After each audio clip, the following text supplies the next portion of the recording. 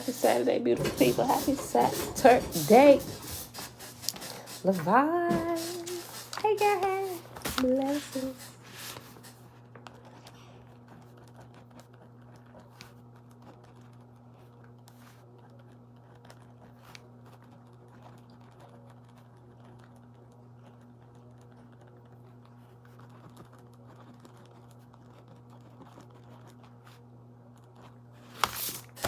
All right, beautiful people. Happy Saturday. Happy Saturday. It is February 26th, 2022. Day 41 of year 4 of reading through the books of the Law and the Prophets. Another 4-year consecutive day count, day 1059. Today, we're going to start in tablet C of the Complete Annunaki Bible. And then we're going to pick up on page 185 in my big toe. We paused at yesterday. All right. All right. Jen, good morning. Good morning. All right, beautiful people. All right.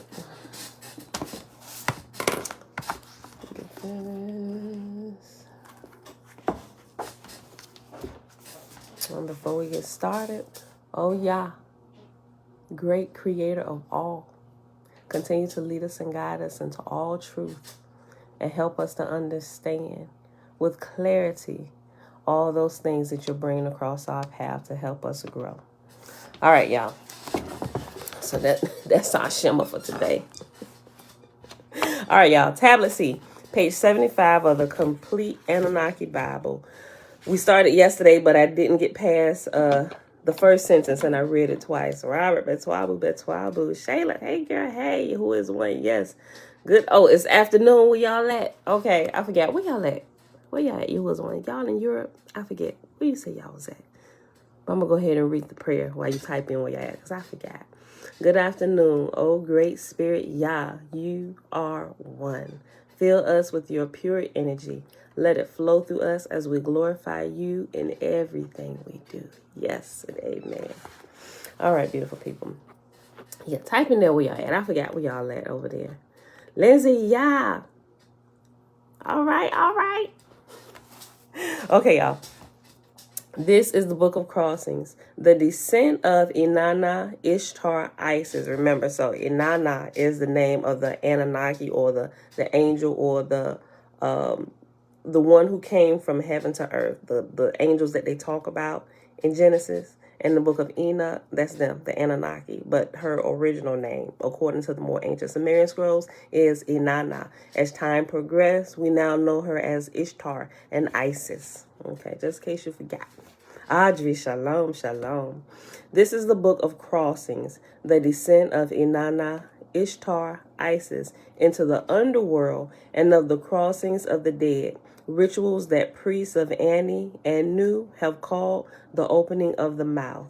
True necromantic mysteries are first and foremost concerned with the nature of an afterlife, and particularly the location of the nature of that realm, while grievous death cults to the goddess of death certainly emerged. The religious concept of an Egypto-Mesopotamian afterlife developed among the people of later Mardukite traditions in post-Sumerian Mesopotamia and the Osirian Isis cult in post-Diluvian Egypt.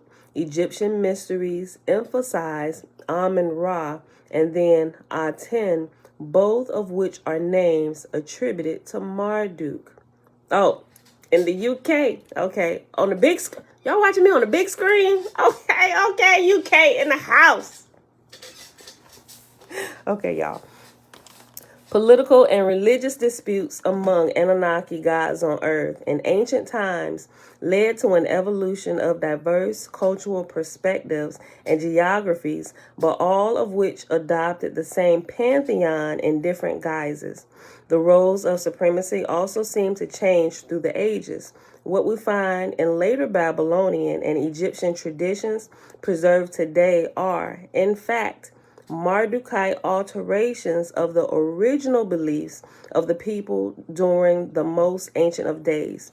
For example, Marduk and Inanna, Ishtar are among the youngest members of the elder gods, and yet we find them ranked supreme, essentially due to their victories by force. Where Inanna, Ishtar, Isis appears supreme, this later rising central icon as goddess of love and war or passions developed directly as a result of her use of these traits in her own cunning ascent up the hierarchical ladder in Sumer, Babylon, and Egypt. All right, so we got some Isis lovers out there. Y'all probably should come back and read some of these older manuscripts. The role and position of Marduk changes during the pre-Babylonian age when he leaves the Enlil-lite territories and launches his legacy and religion in Egypt, proclaiming himself Ra beneath the father god and chief Anunnaki scientist and geneticist Ptah Enki. The role of Anu is not dissolved, though the spelling is changed to Anu with two N's. So the Anu that we read about in the Lost Book of Enki they spelled it A-N-U. But when Marduk took on the title and the name of Anu himself, he put two N's in there, A-N-N-U. The role of Anu is not dissolved, though the spelling is changed to Anu, A-N-N-U, and is applied to other deity names and locations. With the evolution of Marduk / Ra's star religion, the emphasis is adjusted to Aten. I know y'all heard of that, Aten, Ra. They're still talking about Marduk. Tanya 3000, shalom. With the evolution of Marduk / Ra's star religion, the emphasis is adjusted to Aten, commonly identified with the winged disc, the central icon to both Inanna, Ishtar, Isis, also known as Astarte and Ashtoreth, and Marduk's magic. This magical tradition first was executed in ceremonial form by Enki, then passed to Marduk and became the possession of Nabu. Trina, hey girl, hey. The Ankh, or Isis knot, is based on the icon of a winged serpent or dragon, or a coiled serpent, in the parentheses it has DNA, across Tau, T-A-U. The scarab, the scarab beetle. The scarab is another archetypal icon of this. Not only do these images and symbols denote the life cycle in this world, but also the afterlife and even death, or rather point of crossing in between.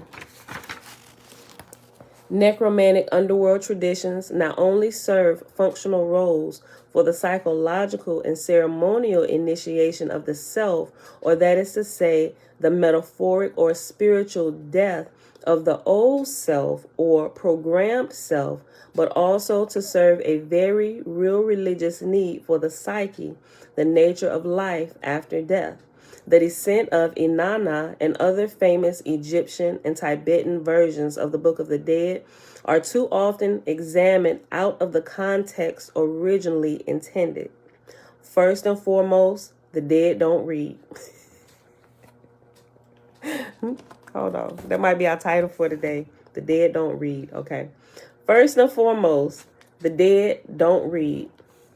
The books of the dead are not guides for the dead, but are instead manuals for the dying, which is to say the living. They were buried with the dead as representative aids for the transition of the spirit. They are, in fact, books of crossing, transition, journey, initiation, and advisement on the nature of reality and the dimensions.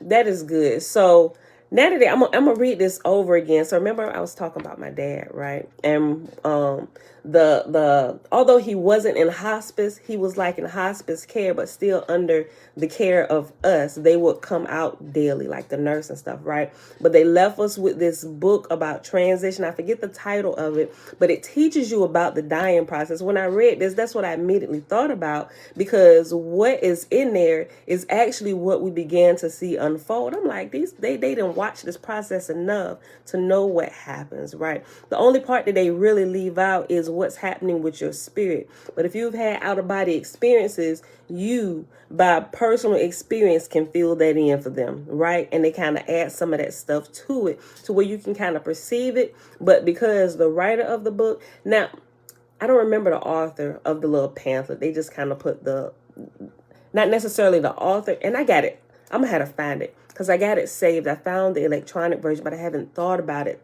since then till just now. Even going through the Book of the Dead, I hadn't thought about it, but it's like a transition manual to help, for one, the person passing. They should probably read it or be informed of what's happening to them if they don't already know. But the way they give it, it's like a manual to help relieve some of the grief you're going to be experiencing, and lets you know what they're experiencing and what's probably happening, the range of different emotions that are going to be happening to you as you watch this process unfold, right? So we, like I said, when they gave it to us, we didn't just toss it to the side like sometimes we tend to do and not ever read manuals. But I literally read it. I talked to my siblings about it, just kind of hit on a couple points. I was like, yo, this is like happening like that. Like, it baffled me, right? That somebody could be, I don't know why, where my mind was at that point. I still wasn't understanding a lot, but I had questions about things and I was paying attention. So when it gets to the Book of the Dead, right? Of course, when I first got it, I was still acting kind of a little crazy because I'm like, oh, I done probably just bought some spirits in the house, right? Classic church indoctrination, right?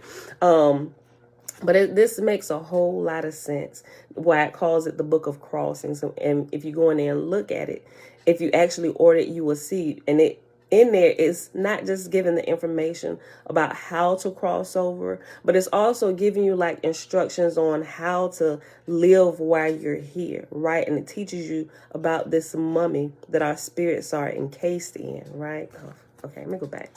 First and foremost, the dead don't read. The books of the dead are not guides for the dead, but are instead manuals for the dying, which is to say, the living. They were buried with the dead as representative aids for the transition of the spirit. They are, in fact, books of crossing, transition, journey, initiation, and advisement on the nature of reality and the dimensions. For example, the Inanna text can also be interpreted as a travel from North to South Africa. The Tibetan book as a meditation guide for natural liberation. And the Egyptian Book of the Dead is literally Re-Nu Pert Em Haru, which means chapters concerning the day of crossing, as a funerary ceremonial text meant to be read by a living priest called the Heb, or the I don't know if the K is silent. Forgive me if I mispronounced that.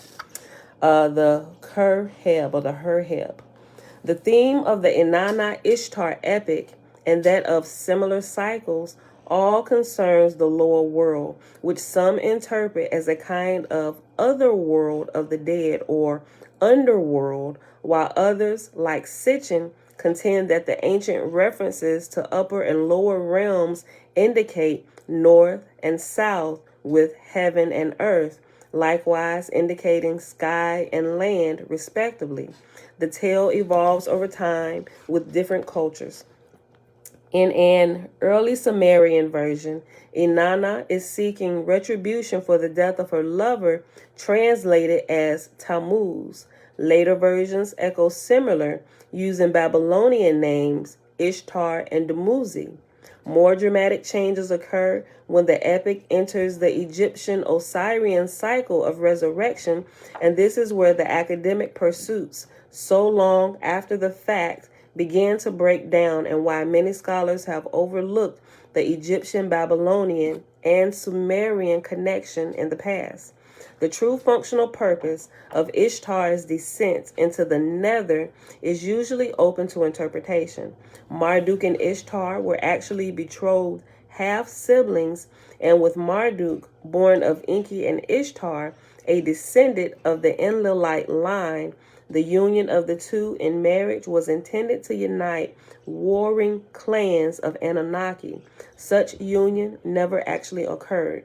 Once power was passed to the younger of the elder gods, e.g. Marduk, Ishtar, Thoth, Hermes, etc., they continued to fight to establish supremacy and rule on earth.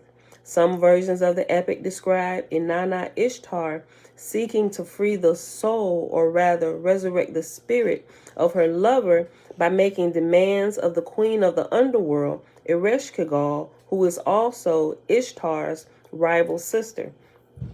A shortened version of the epic is found. Okay, so remember Ereshkigal. Remember Inanna and Dumuzi was supposed to get married, right? Y'all remember how Dumuzi died? Remember Inanna's half-sister Ereshkigal came to him like, look, listen, if you have a child by her, the child ain't gonna be royal. You might as well go ahead and lay down with me, give me a little bit, and we'll go ahead and create that line. So you are pretty much you're gonna have an heir set in place. And he fell for it, right? And before Inanna found out what had happened, that Dumuzi, or Tammuz in later versions, gave into the request of her half-sister, or her evil sister, he was dead. And now she was hell-bent on revenge for her lover's death, right? So if you remember when we was reading that's that story. Just a quick refresher.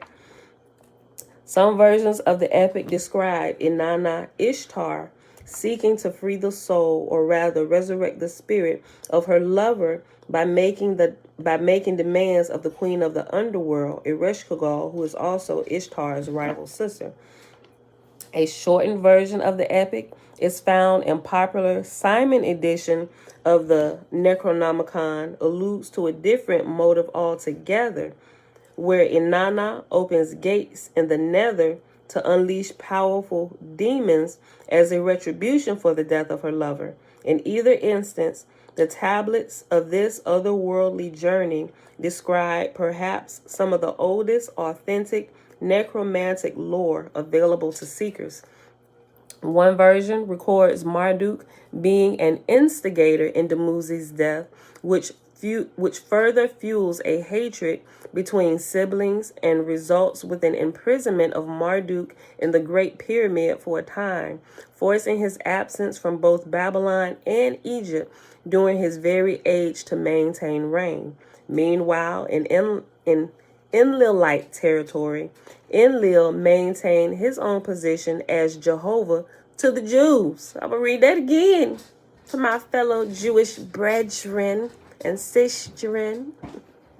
Hold on. Let me go back. You heard it right. One version records Marduk being an instigator in Dumuzi's death, which further fuels a hatred between siblings and results with an imprisonment of Marduk in the Great Pyramid for a time, forcing his absence from both Babylon and Egypt during his very age to maintain reign. Meanwhile, in Enlil-lite territory, which the name Enlil-lites have been changed to Israelites, that might be in our title today too. I'm just going to shock some people all the way through today. You an Enlil-lite, my G. Okay, I'm going to stop playing with y'all. Meanwhile, in Enlil-lite territory, Enlil maintained his own position as Jehovah to the Jews. In those places, Enki becomes a Satan figure with his lineage of serpents and dragons, and all other Anunnaki become fallen angels, subordinate and unparalleled to the god Jehovah. And in parentheses, beside Jehovah, it has Enlil. And it also has a reference 30. Let's read what reference 30 say. As seen in the much later derived Semitic books of Enoch in Judeo-Christian tradition, right? And if you don't read enough, you don't begin to pick up on it, right? And so you just keep on worshiping your God Jehovah, right? But you're really secretly, ignorantly giving your praises to Enlil, because you are an Enlil-lite. And it just changed the how you pronounce it, now call you Israelites. Okay. An interesting feature of the Inanna Ishtar tablet cycle is an appearance of the 7-gate system. Most scholars do not believe this is the same as the traditional 7 stargates of the Anunnaki, and is instead a part of a mirrored altar system. This actually makes perfect sense. The Semitic Kabbalah has its roots among these Mesopotamian traditions and is also an energetic cosmological system of zoni stations. Just as we find ancient lore of 7 gates of life, opposite and equal and similar set of gates of death, the Semitic Kabbalah observes both a tree of life and a tree of death, each composed of zoned energies called Sephiroth. These appear both above and below the material physical kingdom realm of existence that humans are most familiar with. The secondary or opposite or demonic version of the traditional Kabbalah is known as the Qliphoth. Qlippoth. Qliphoth. Yeah, you know, the English is always a U after the Q. That be kind of throwing me off sometimes. Okay. The secondary or opposite or the demonic version of the traditional Kabbalah is known as the Qliphoth. Okay. The next section is entitled Inanna, Ishtar's Descent to the Underworld. The tablets always start with like this introduction to it before it actually gets into the translation. So that was the end of the intro for that particular tablet. Now the translation begins. Inanna, Ishtar's Descent to the Underworld. This is the chronicle of Ishtar, and in the brackets it has Inanna, Queen of the Heavens, Mistress of the Gods, the brightest star in the heavens, to the netherland of no return, to the realm of Erishkigal. Ishtar, the daughter of Nana Sin, in brackets it has moon, she set her mind. From the great above, she set her mind to the great below, which is the Abzu. The goddess of the great above set her mind toward the great below, to the darkened dwelling, the abode of Urkala, to the black earth, the lands of Kutha, to the house which none may leave, she set her foot. To the road from which there is no return, she set her foot. To the cave which accepts no light, to the place where bowls of dust become food. All right, babe. Thank you for that light kiss. I'll see you in a little bit. He mad with me today, y'all. He ain't really mad. Can't really give y'all the details. It would have made me late. Y'all could probably figure it out. All right. Hold on. Let me find my spot. To the road. Hold on. Let me go back up a little bit. To the darkened dwelling, the abode of Irkala. To the black earth, the lands of Kutha. To the house which none may leave, she set her foot. To the road from which there is no return, she set her foot. To the cave which accepts no light, to the place where bowls of dust become food, to the place where none see light, residing in pure darkness, to the place where residents are clothed in the wings of birds.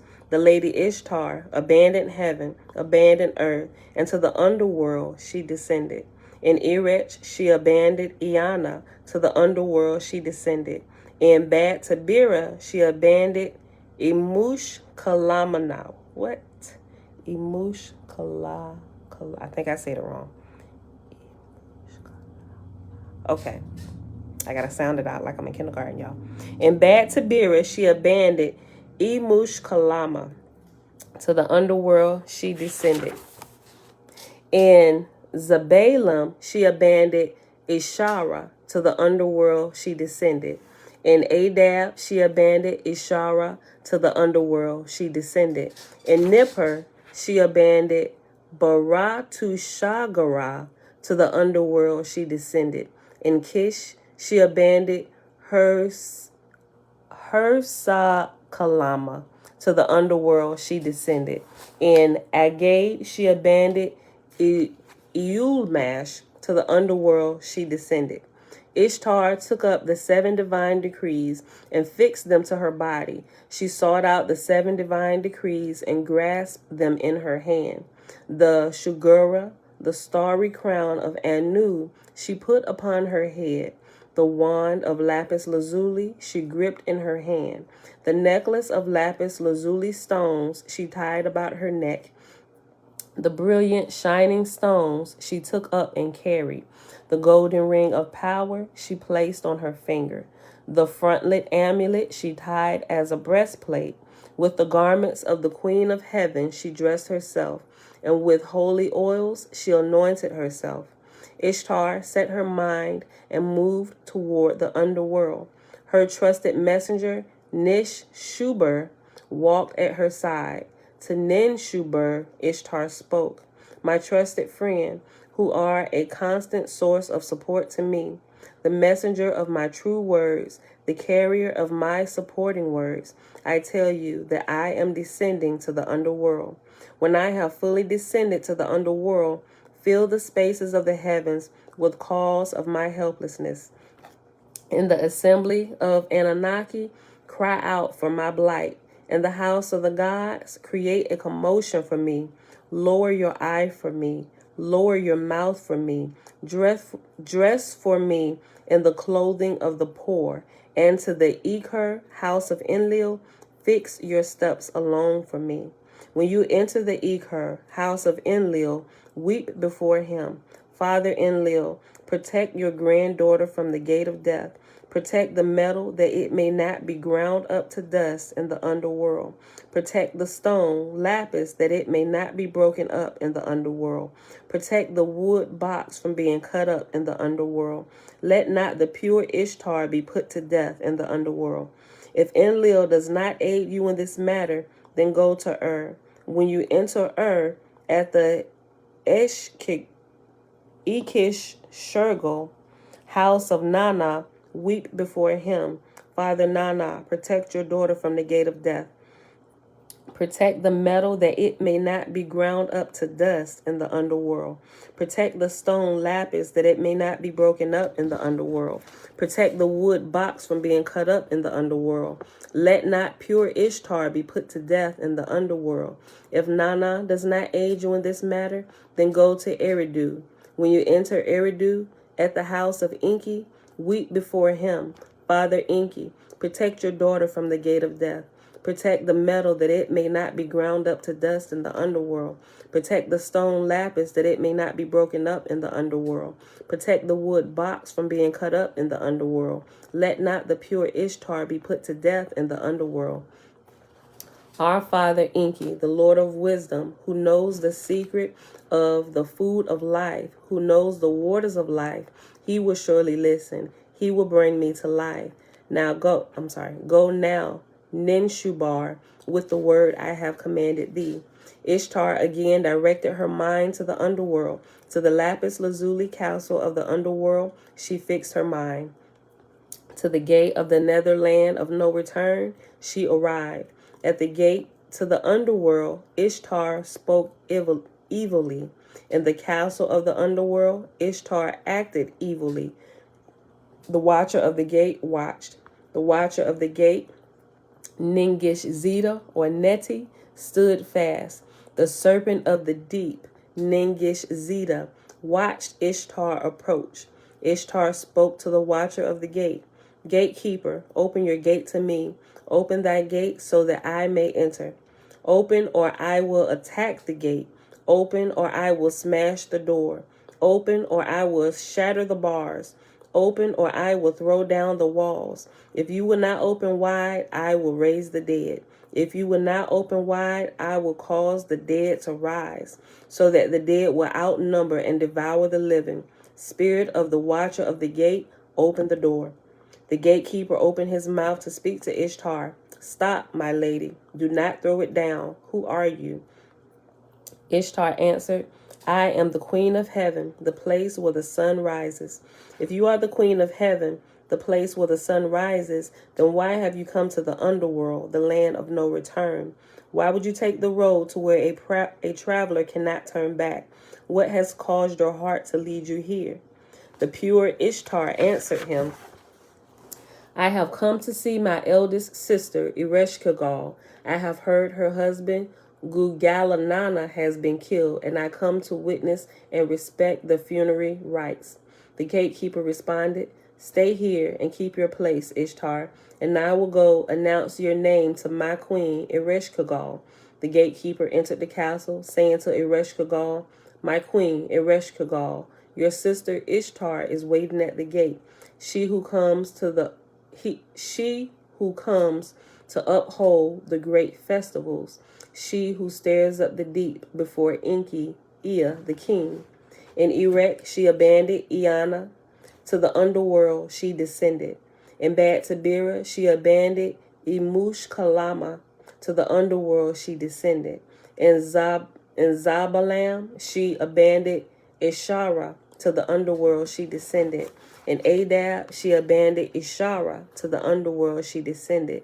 In Nipper she abandoned Barak Tush Gara. To the underworld she descended. In Kish she abandoned her Sakalama. To the underworld she descended. In Agad she abandoned Eulmash. To the underworld she descended. Ishtar took up the 7 divine decrees and fixed them to her body. She sought out the 7 divine decrees and grasped them in her hand. In Shugura, the starry crown of Anu she put upon her head. The wand of lapis lazuli she gripped in her hand. The necklace of lapis lazuli stones she tied about her neck. The brilliant shining stones she took up and carried. The golden ring of power she placed on her finger. The frontlet amulet she tied as a breastplate. With the garments of the Queen of Heaven she dressed herself, and with holy oils she anointed herself. When Ereshkigal heard this, she was pale with fear. While her lips turned dark, she spoke out loud to herself. What moved her heart to me? What compelled her spirit here? Should I drink water with the Anunnaki? Should I eat clay for bread and drink dirty water for sustenance? Should I bemoan the men who have left their wives behind? Should I bemoan the maidens ripped from the laps of their lovers? Or should I bemoan the child sent off before his time? Then Ereshkigal opened her mouth to the gatekeeper. Go, gatekeeper, and open the gate for her, but treat her in accordance with the ancient rules. The gatekeeper went forth to open the door for her, saying, Enter, Lady Ishtar, the land of Kutha will rejoice over thee. The court of the land of no return will be glad at thy presence. The watcher of the gate loosened the bolts, and darkness fell upon the face of Ishtar. The watcher of the gate opened the door. The dark waters stirred and rose to carry the goddess of light. The gate of Ganzir, the watcher, opened. Ningish Zeta opened the gate at the land of no return, and Ishtar entered. When at the first gate Ishtar entered, Ningish Zeta removed the starry crown of heaven from her head, and Ishtar asked, Why, serpent, have you taken the first jewel? And the serpent answered, This is the covenant of old, the rules of the mistress of the underworld. Enter, my lady, the first gate. When at the second gate Ishtar entered, Ningish Zeta removed the wand of lapis lazuli from her hands, and Ishtar asked, Why, Neti, have you taken the second jewel? And Neti answered, This is the covenant of old, the rules of the mistress of the underworld. Enter, my lady, the second gate. I'd have been like, hold on, wait a minute, my G. Why y'all? I didn't deck myself out with this protection. Why y'all taking it away? I would have started double thinking going to see my sister after they done took my wand from me. Okay. When at the third gate Ishtar entered, Ningish Zeta removed the lapis lazuli necklace from her neck, and Ishtar asked, Why, gatekeeper, have you taken the third jewel? And the gatekeeper answered, This is the covenant of old, rules of the mistress of the underworld. Enter, my lady, the third gate. When at the fourth gate Ishtar entered, Ningish Zeta removed the shining, brilliant stones from her waistband, and Ishtar asked, Why, guardian of the gate, have you taken the fourth jewel? And the guardian of the gate answered, This is the old covenant. This is the covenant of old, the rules of the mistress of the underworld. Enter, my lady, the fourth gate. When at the fifth gate Ishtar entered, Ningish Zeta removed the golden ring of power from her finger, Ishtar asked, "And why, watcher of the portal, have you taken the fifth jewel?" And the watcher of the portal answered, "This is the covenant of old, the rules of the mistress of the underworld. Enter, my lady, the fifth gate." When at the sixth gate Ishtar entered, Ningish Zeta removed the breastplate of righteousness, and Ishtar asked, "Why, Ninkigal, have you taken the sixth jewel?" And Ninkigal answered, "This is the covenant of old, the rules of the mistress of the underworld. Enter, my lady, into the sixth gate." When at the seventh gate Ishtar entered, Ningish Zeta stripped the vestments of queenship from her body, and Ishtar asked, "Why, ancient messenger, have you taken the seventh jewel?" And the ancient messenger answered, "This is the covenant of old, the rules of the mistress of the underworld. Enter, my lady, the seventh gate." Ishtar had descended to the underworld. To the depths of Kutha, land of Ker, did Ishtar descend. Lost were the 7 decrees. And 7 decrees has a reference 31. 7 decrees interpreted as jewels or talismans or discs of power.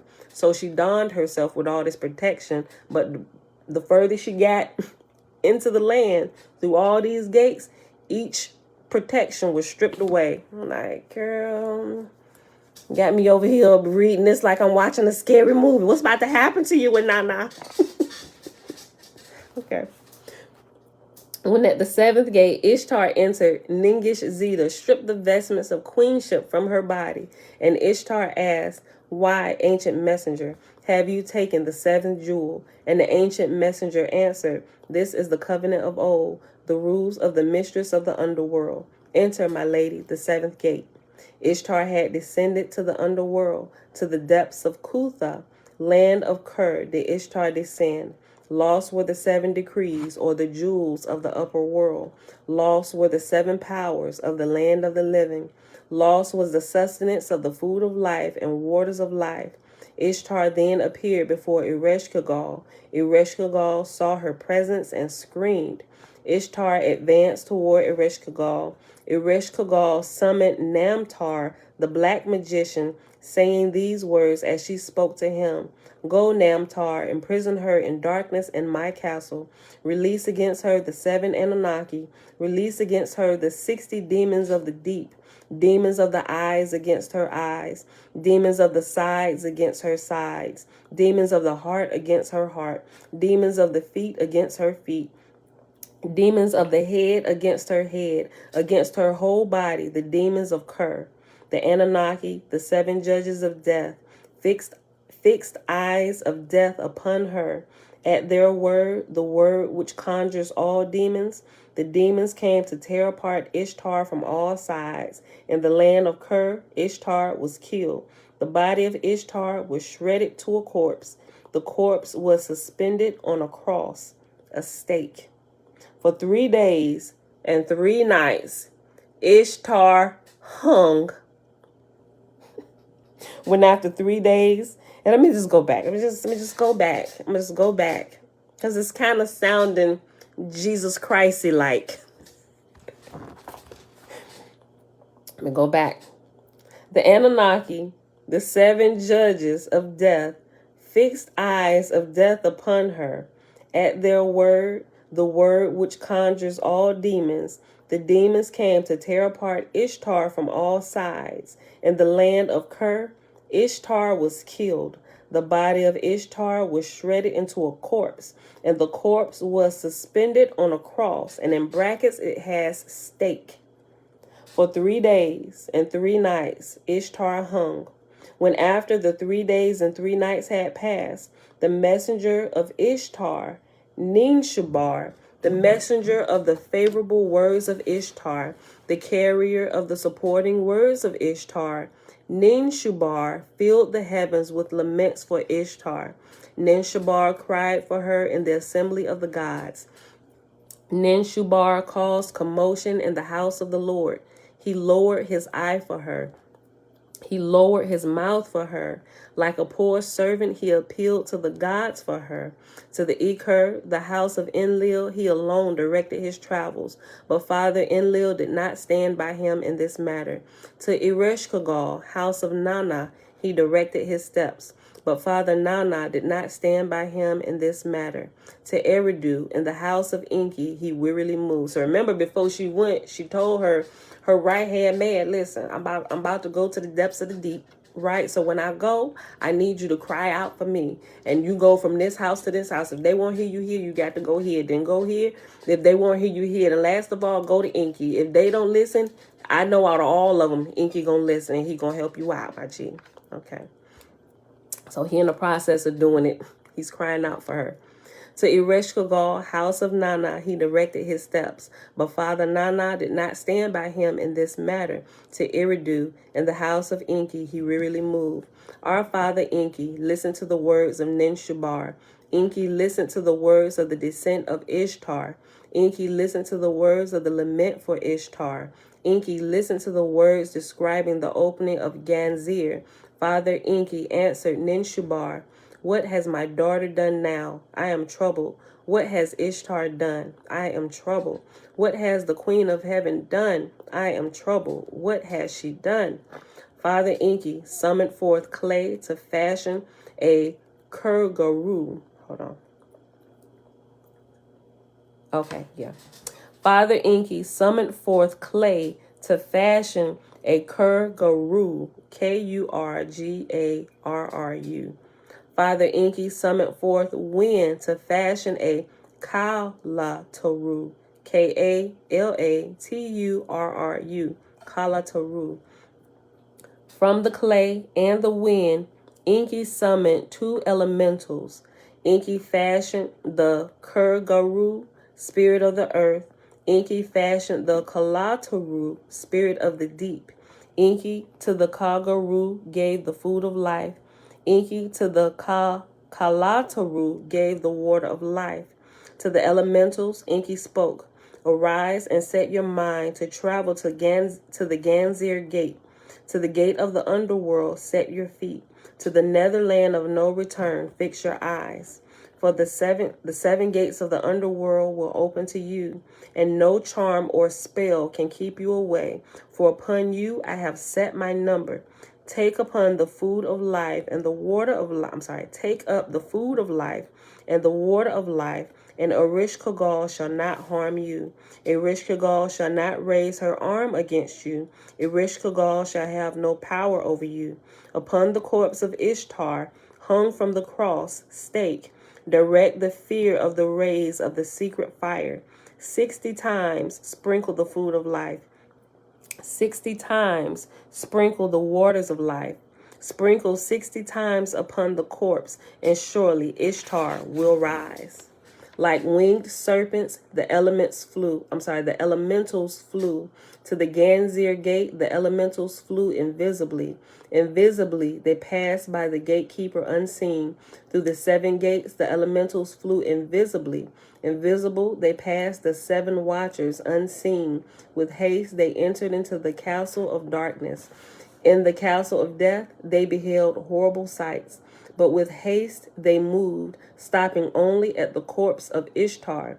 Ishtar, the beautiful queen of heaven. Ishtar, the mistress of the gods of heaven.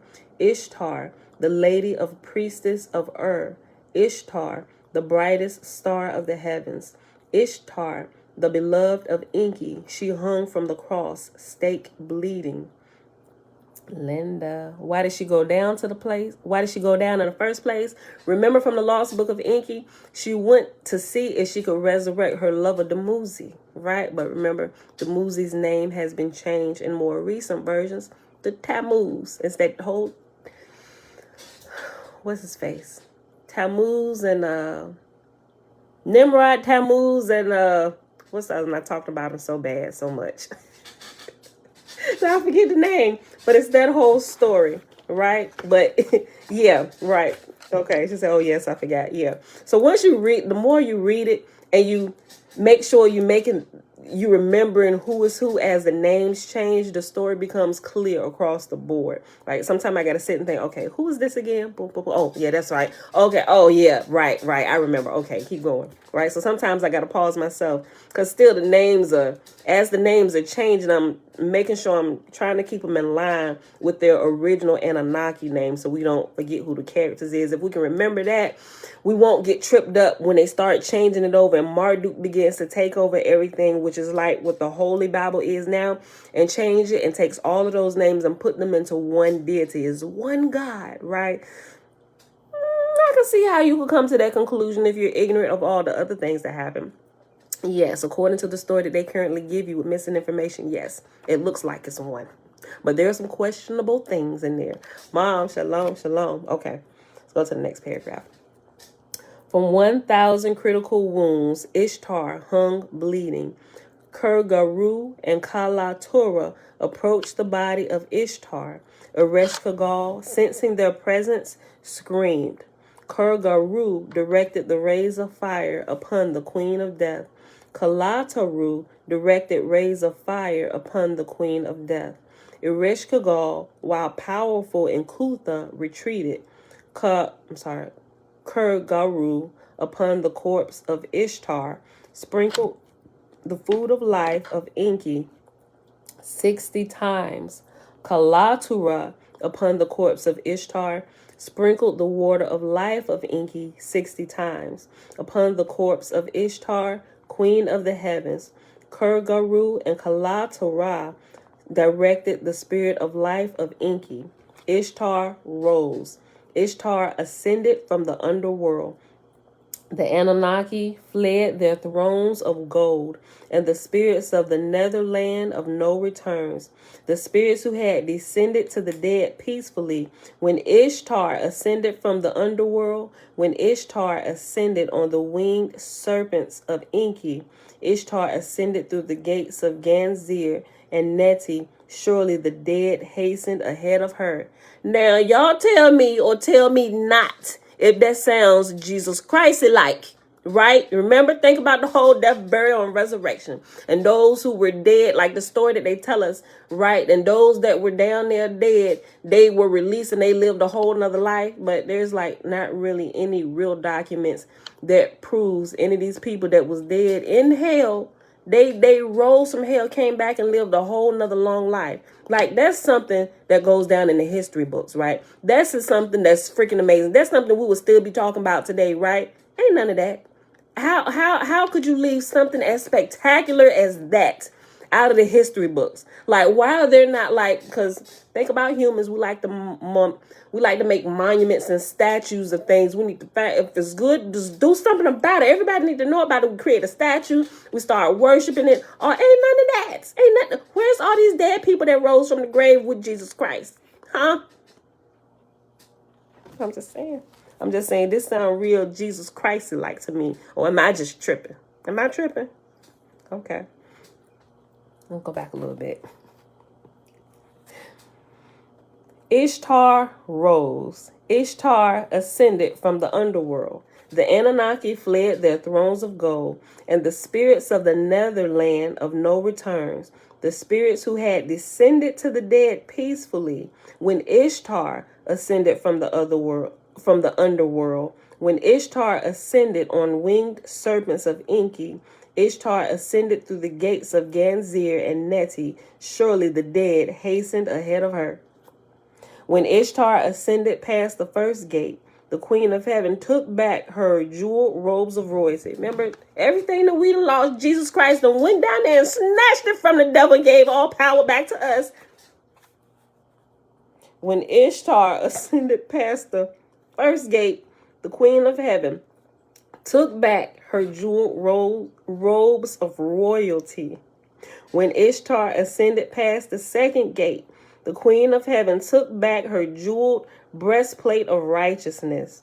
When Ishtar ascended past the third gate, the Queen of Heaven took back her jeweled ring of gold. When Ishtar ascended past the fourth gate, the Queen of Heaven took back her jeweled shining stones. When Ishtar ascended past the fifth gate, the Queen of Heaven took back her jeweled necklace. When Ishtar ascended past the sixth gate, the queen of heaven took back her jeweled wand of lapis lazuli. When Ishtar ascended past the seventh gate, the queen of heaven took back her jeweled starry crown of Anu, and the spirits of the dead rose, and the spirits of the dead preceded Ishtar through the gates, and Ereshkigal was scorned. The scorned queen Ereshkigal spoke a powerful curse against the queen of the heavens. Ereshkigal spoke her curse, and Namtar manifested the curse. When Tammuz, the lover of Ishtar, goes down before me through the Ganzir gate of death, when the lamentations of the people come with him, when Dumuzi, the lover of Ishtar, is dead and buried, may the dead rise and smell the incense.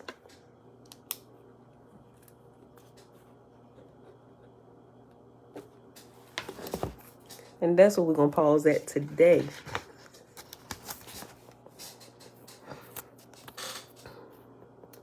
Just let that sink down, just to the deepest depths of your shanana. Just let that marinate and meditate on that.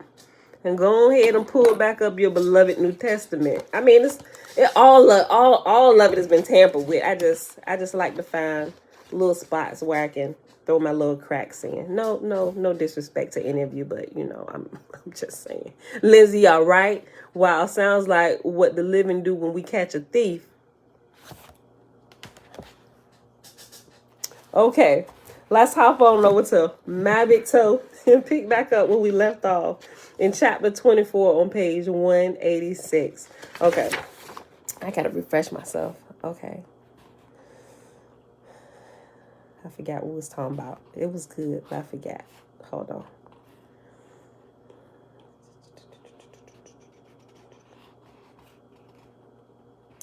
Oh, right. Okay. Cultural viewpoints and stuff. Okay. Right. Okay. I had to bring my... Okay, hold on. Okay, I'll go back up at the beginning of the page. We stopped at the second paragraph, but I'll reread the first paragraph. Okay. A big toe that contains no mystical from physical matter reality view assumptions must necessarily be incorrect or incomplete and can logically never amount to more than a little toe focused solely upon physical matter reality. A little toe restricted to physical matter reality, objective causality, can never, even theoretically, grow up to be a big toe because it has, by definition, shut itself off from the solution space required to span the data. As we have shown, little toes can have nothing logical to say about our beginnings or our relationship to the circumstances of those beginnings. So, quick recap from yesterday. It was talking about people who are caught in belief traps, and not even just belief traps, but even some little toe scientific belief traps where they think they're like woke and scientific, but they don't include all the obvious things that are part of it, and they just kind of put it to the side and don't deal with it. You automatically shut yourself off from the bigger truth, right?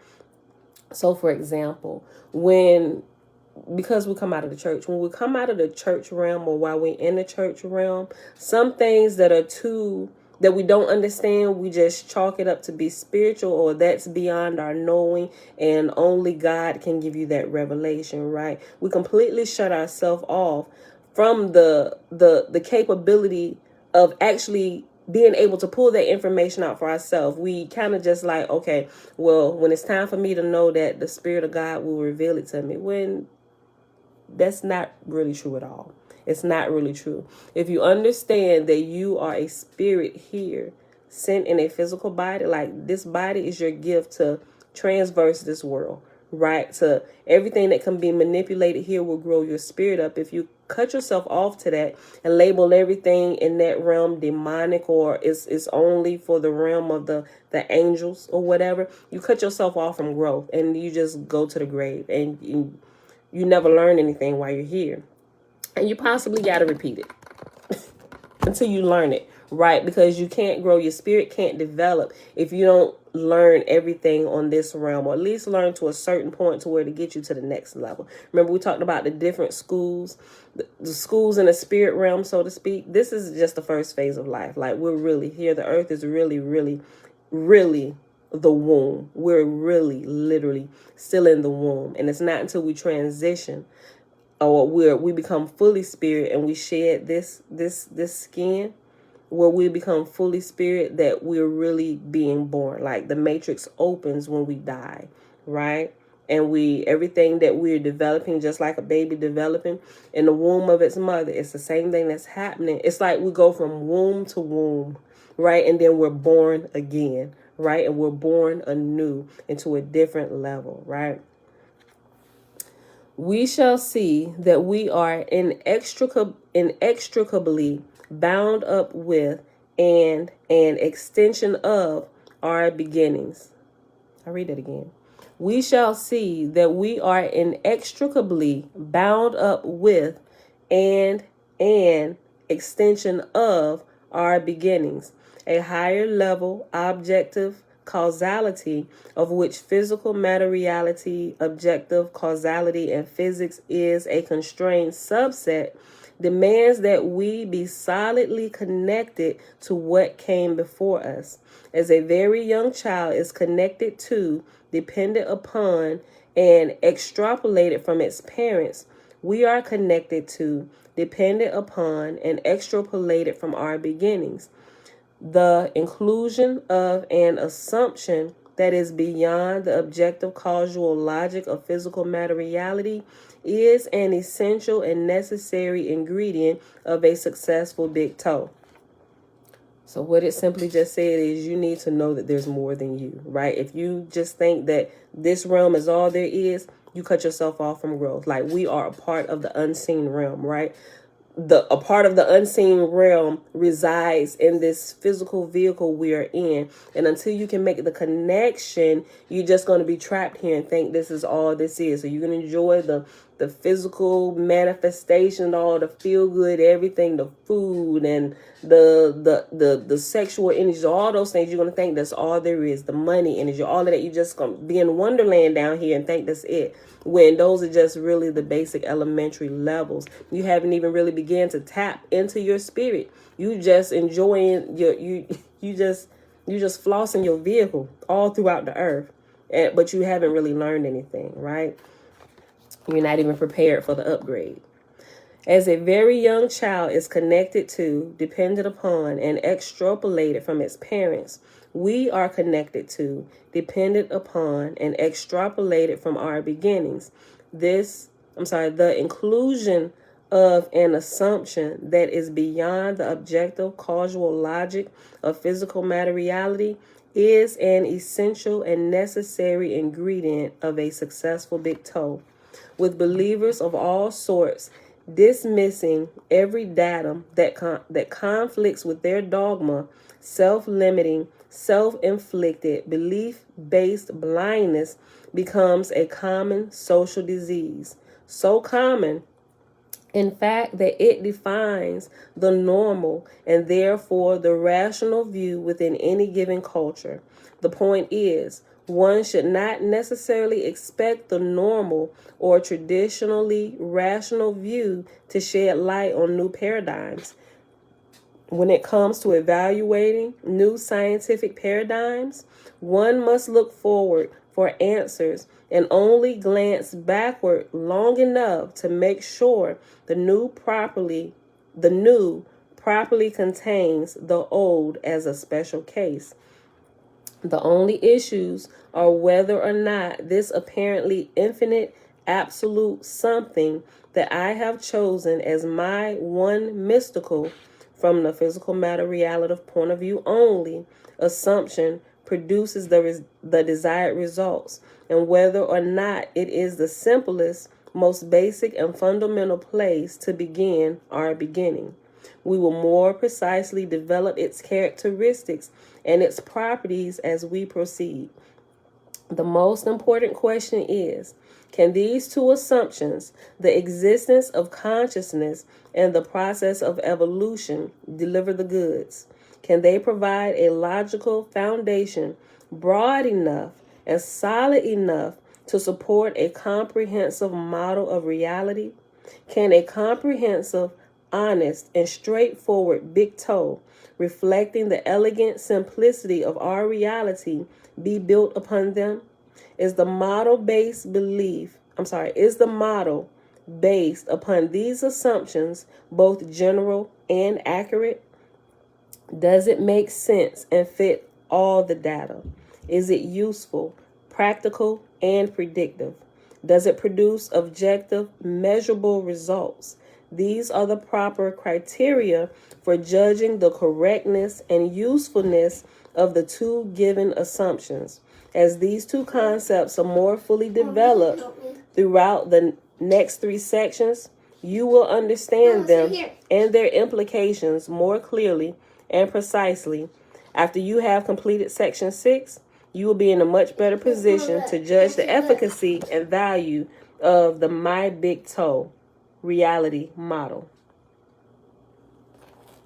This model is results oriented, as are all models.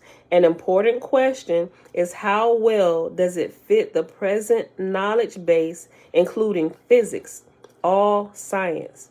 An equally important question is, how well does it fit your personal data and the personal data of others? Consciousness has both public and personal components. Consequently, both questions must be answered fully. However, though you may not see it this way now, you will probably come to the conclusion that it is the personal side that contains the most value and significance to you as an individual, even if you are a scientist. Make out of it, interpret it, and get from it, use it, whatever you can. The My Big Toe reality model will help you understand your life, your purpose, all of the reality you experience, how that reality works, and how you might interact most profitably with it. Each reader brings to the table his or her personal data, their carefully evaluated experience. Most people will approach this model from one of 4 initial conditions. 1, they have no data to either support or contradict the model. 2, their data supports the model. 3, their data contradicts the model. And 4, their data supports and contradicts the model. Let me address each initial condition separately. First, number 1, if you do not have a scientific or trustworthy personal or public data with which to assess the model, you should nevertheless find its exploration a thought-provoking journey through a hypothetical landscape of very unusual yet coherent and reasonable conjecture. With no trustworthy data of your own, everything necessarily appears to be conjecture. However, this big toe offers a set of potentially useful maps that may help guide you toward the further evolution of your being With no trustworthy data of your own, everything necessarily appears to be conjecture. However, this big toe offers a set of potentially useful maps that may help guide you toward the further evolution of your being and a better understanding of the world around you. Perhaps an intellectual or logical appreciation of the model will help you effectively evaluate and understand future data that you will no doubt discover now that your mind is open to the possibilities. Now, let me tell you something. A month ago, you could ask me some questions about this, and I'm like, yeah, I don't know that that's possible, right? But I would still kind of be open to listening to what you're saying because of some of my experiences. Now, go back a year prior to last month, I'm like, no, you are completely nuts. I would have told you, you are nuts, until some more supernatural things began happening to me, and I really began to pay attention to what was happening. Like, wait a minute. Yeah, what are you saying? Something? Because I haven't quite found an answer for this, right? And it's kind of like that. As you kind of grow and your big toe expands and you realize how real the unseen realm is and that we are a part of it and we can affect it, it's like your understanding goes up a notch. To those who aren't even looking down that path, they're looking at you with like that stare and that glazed look that deers give you when they see oncoming headlights. Like, it literally does not compute, right? And even sometimes me and my husband will talk about some things because I'm experiencing way more at this point and moving a little bit faster than what my husband is. So sometimes when we talk, he's like, what? And he just kind of like, what? But then at first he was like, girl, no, you better get out of here with that witchcraft stuff. I was joking with my sister yesterday. I'm like, babe, see, classic church indoctrination. That is not even, listen to what I just said. And then I have to go on a show. He's like, oh, well, wait a minute. That makes sense. So I know some spiritual things that happened to him when he was young, because I've been knowing him since childhood. Like, we went to elementary school, high school. So I know a few things about his life and some supernatural things that happened to him that he just kind of chalks up to the Father saving his life, coming through for him. Now that I'm kind of understanding this, I'm like, oh, snap, that's what that was. So as I'm growing and I'm putting in more information way faster than what my husband is, I'm able to help him make those connections to where he was like, well, hold on a minute. Wait a minute. And he'll just pause. So now he's not so ready to cut me off and blame everything on the devil. I mean, I get it. I was there, bro. We was there together. We grew up in it, like, together, right? He's stopping and he's thinking now. He's doing, I can see that same process happening into him where he's holding up like, hold on. Wait a minute. Hold on. Let me go get the Bible. He said, what? Wait a minute. Hold on. Wait. Because you just said something. I've been wondering about this. And he'll go like, Now let's find that back here. Wait a minute. Okay.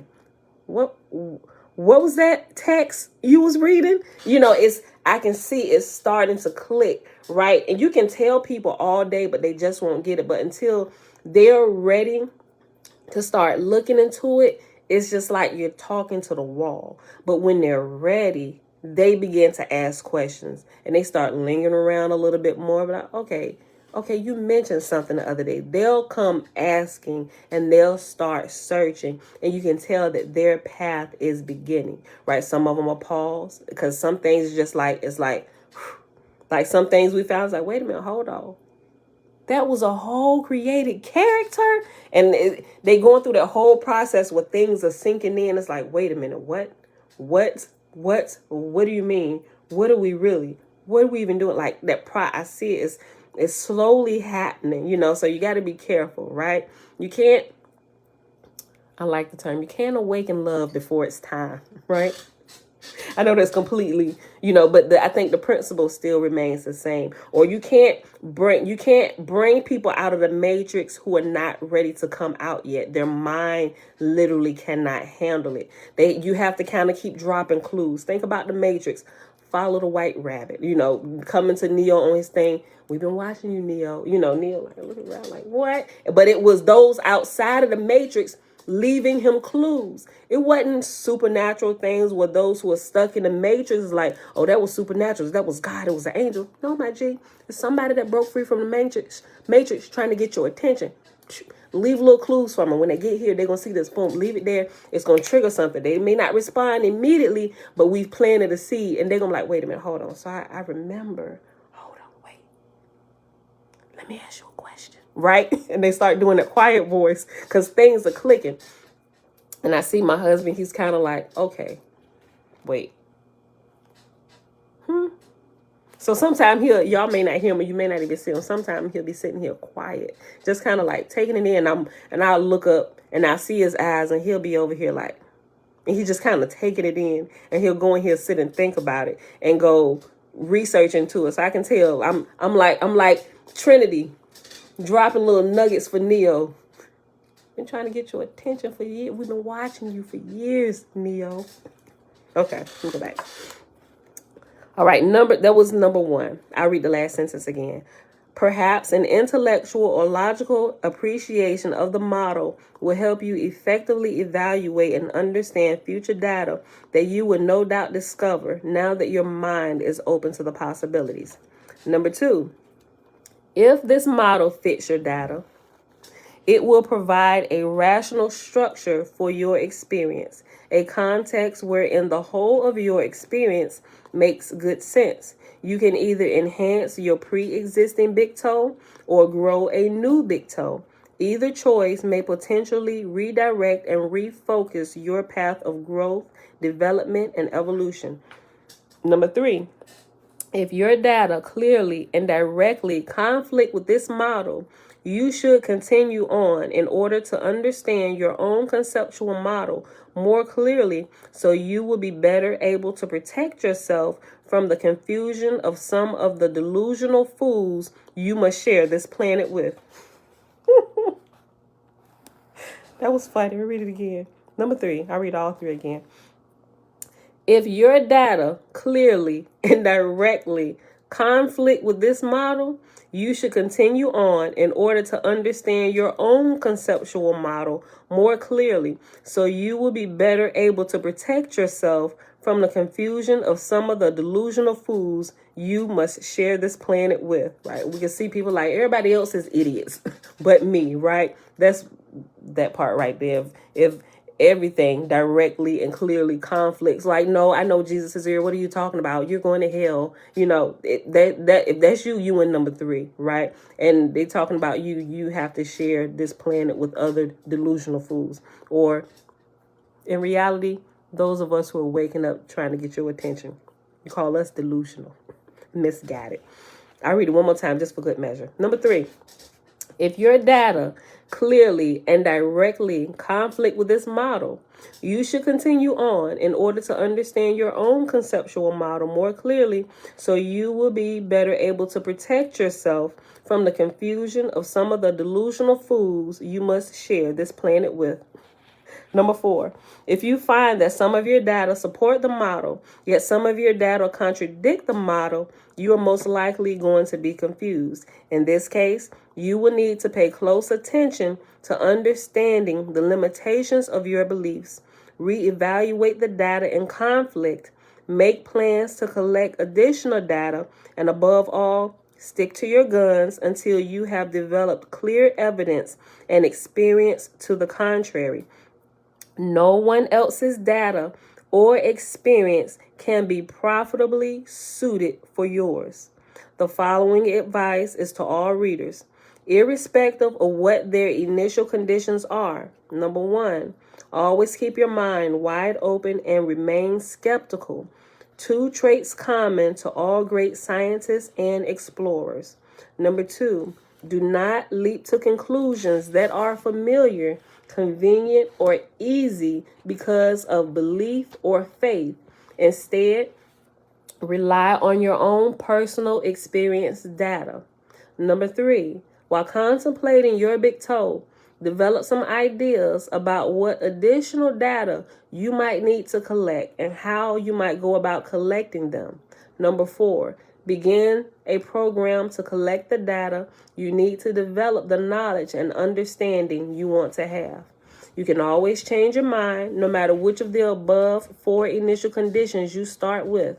Whether the My Big Toe Trilogy appears to you as belief, knowledge, conjecture, or fact, or however you perceive the relative portions of each, is entirely and only a function of your perspective, your belief, your knowledge, your experience. If you are normal, you strongly believe, consciously or subconsciously, that your perspective and judgment is nearly flawless. Take care not to limit yourself. Maintaining an attitude of open-minded skepticism will maximize the probability that you will not inadvertently or purposefully cut yourself off from the solution set that contains the truth, right? And we know by being locked in beliefs, we cut ourselves off from the solution set that contains the truth. All right, so that is actually the end of the aside that we've been reading for a couple days now. Now it's going back to his overall conversation. Now that you have been properly initialized and calibrated, let us get back to work. Let's start with the most difficult concept first, the one that appears mystical from the physical matter reality point of view. You can do the boxing again. You can end the video. Thank you, baby. And Mom? Yes. Does my teddy get here? Your teddy should be here tomorrow. You just said that yesterday. I did, but I said Sunday. Today is Saturday. It just wanted to come right now. I know, but I can't control Amazon delivery drivers, knowing how fast they move the shipments. I mean, I can, but they show up when they want to. But it says it'll be delivered tomorrow. Okay? After you're done with the blessing, after you're done, After you want me to check it after I'm done? I'll check it. I'll call you so you can look at it. Okay? Okay. All right. All right, y'all. Y'all heard her when she first started. She said, Mom, you can do the blessing and you can, what's she saying? You can end the video. Like, she didn't hear me talking about this the last couple of days, but she just, Mom, you can do the blessing and you can end the video. Like, I'm going upstairs. Okay. Now that you have been properly initialized and calibrated, let us get back to work. Let's start with the most difficult concept first, the one that appears mystical from the physical matter reality point of view. This concept assumes the existence of an apparently, not necessarily actually, infinite absolute something, a oneness that is uniform, plain, and without differentiation. This apparently infinite source of our larger reality has no discernible boundaries, edges, or limits, as a perfectly calm ocean would appear to you if you were floating in the middle of it. This undifferentiated something would seem to be and has often been called all that is, the one, the void, the primordial big dude. That's kind of cool. The primordial big dude. I ain't never heard that. I mean, I heard it through here, but yeah, that might be in our title. It might. The one, the void, the primordial big dude, and other similar philosophical descriptions. It represents the fundamental core of existence. It is a familiar concept to various religious and spiritual conceptualizations, an absolute no thing, pervasive, yet existing beyond our space and time. It is simultaneously everything in potential and nothing, no thing, no differentiation or boundaries. Unfortunately, this is how we 3D creatures must express this concept. It is not an especially satisfying concept in light of our need to seem objective. It sounds mystical, like curved space-time sounds mystical to those uninitiated in the mathematical basis of general theory of relativity. From the larger perspective of a wider, beyond physical matter reality experience, it is as real as moon rocks. Mystical, in this context, means beyond our personal and collective ability to make an explanation within the context of physical matter reality. So it's basically saying we're trying to explain the source of creation within our own limited terms. Hence, we get all the different names and all this other stuff that people fight about. We're talking about the same energy. We're calling it different things, but still, those are really incomplete compared to what the creative energy really is. But we try to sum it up and describe it the best way we know how with the language that we know and understand, right? I'm going to read that again. Unfortunately, this is how we 3D creatures must express this concept. It is not an especially satisfying concept in light of our need to seem objective. It sounds mystical, like curved space-time sounds mystical to those uninitiated in the mathematical basis of the general theory of relativity. From the larger perspective of a wider, beyond physical matter reality experience, It is as real as moon rocks. Mystical in this context means beyond our personal and collective ability to make an explanation within the context of physical matter reality.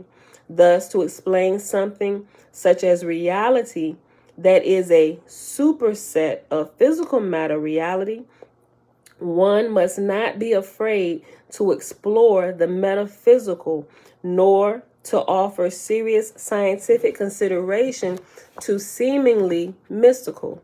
That is the only doorway to a larger perspective, to peeking over the cultural, scientific causality blindfold. If exploring the conceptual mountains and swamps of metaphysical and mystical thought is at this point still discomforting and unfamiliar, or believed to be unproductive or just plain dumb, continue reading. Later in section 3, chapters 13 and 14 of book 2, and section 5, chapter 2 of book 3, we will discuss a few issues of science and philosophy that may enlarge your perspective to the point that you feel more intellectually comfortable with being part of a bigger picture. Unfortunately, there are many who reflexively shake their heads and roll their eyes upon hearing the words mysticism and metaphysics. Those individuals should reconsider the limitations of their basic assumptions and belief. Each of us needs to continually make an effort to maintain an open mind, suspend our limiting beliefs, and raise our intellectual courage to the point that we can honestly explore new and uncertain territory. Vigilance and unending effort are the non-negotiable price of intellectual freedom. I read that again. That was good. Vigilance and unending effort are the non-negotiable price of intellectual freedom. A mind that is not free is simply a self-referential belief machine that continuously spins off useless and unprofitable thought energy. Belief and fear are the only ties that can bind a mind, while unconditional love and open-minded skepticism set it free. A body may be enslaved by others, while a mind can only be enslaved by itself. Whew! Ain't that the truth? Yo! I'll read that again. A body may be enslaved by others, while a mind can only be enslaved by itself. Open yourself to the possibilities and remain skeptical. Even if this journey takes you right back to the point at which you started, your time will have been well spent. Big picture thinking will have taken place, concepts defined, possibilities raised, new perspectives viewed, old conclusions reevaluated, and goofy ideas debunked. Like flatlanders, you must step through your mind with a careful scientific evaluation of your subjective experience to understand what is beyond physical matter reality. He mentioned flatlanders again. You guys had a chance to go read it yet? Or listen to it? They have it on Audible. That's one of the references. And it takes you into like a deeper understanding of the mind, right? It's a pretty cool story. It's about 4 hours on Audible. I'll read that again. Like flatlanders, you must step through your mind with a careful scientific evaluation of your subjective experience to understand what is beyond physical matter reality.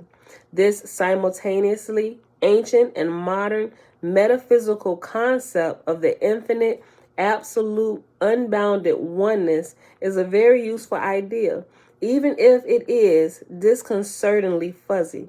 It is naturally impossible to get a firm intellectual grip on this idea because our physical matter reality perspective is necessarily limited. It is a big concept, one that appears to fly in the face of two of our most sacred cultural dogmas, causality and objectivity, there is no point in struggling, even if you were brilliant. Actually, I'm sure that you are.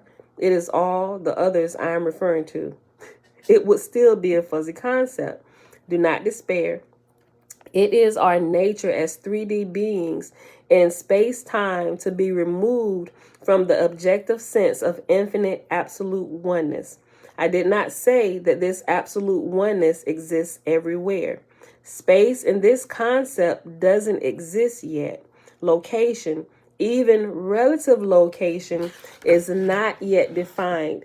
Everywhere in this context has no meaning. I also did not say that this primordial consciousness was all-knowing, omniscient, self-aware, or even vaguely intelligent. It is not. At this point, this rudimentary form of consciousness is not capable of forming or holding a single coherent thought. Imagine an immense, unstructured, but structurable form of digital potential, the potential to be more profitably organized energy. You will soon discover that this seemingly infinite, absolute, unbounded oneness, AO, did I say that right? I gotta go listen to it again and make sure I said that right. AO is not infinite, nor is it absolute, unbounded, or oneness, but only appears to be an infinite, absolute, unbounded oneness from a limited point of view within physical matter reality. Although the name absolute, unbounded oneness is a descriptive misnomer, I use it because many readers will find the concept to be comfortably familiar. It would appear to be a better communications strategy to begin with a familiar concept and expand the basis upon which it rests, rather than the alternative, begin with the unfamiliar concept and then attempt to explain it in more common terms. Okay, so I can't just leave y'all hanging right here. He's going into a shorter side, which we're going to read, right? And let me see how many. Here, 126. I think we'll stop right before this other side that it gets into. But I don't want to stop it at this point, because some of y'all might be like, wait, what? What? Yeah, I'm going to have to pause it before he starts the other side. But we got to kind of see this just a little bit more through. We got to see this through a little bit more, rather, before I pause it. Okay. Let me go back a couple sentences. Although the name absolute unbounded oneness is a descriptive misnomer, I use it because many readers will find the concept to be comfortably familiar. It would appear to be a better communications strategy to begin with a familiar concept and expand the basis upon which it rests, rather than the alternative, begin with an unfamiliar concept and then attempt to explain it in more common terms. And this is where the little shorter side begins, where he begins to explain this a little bit more. Okay.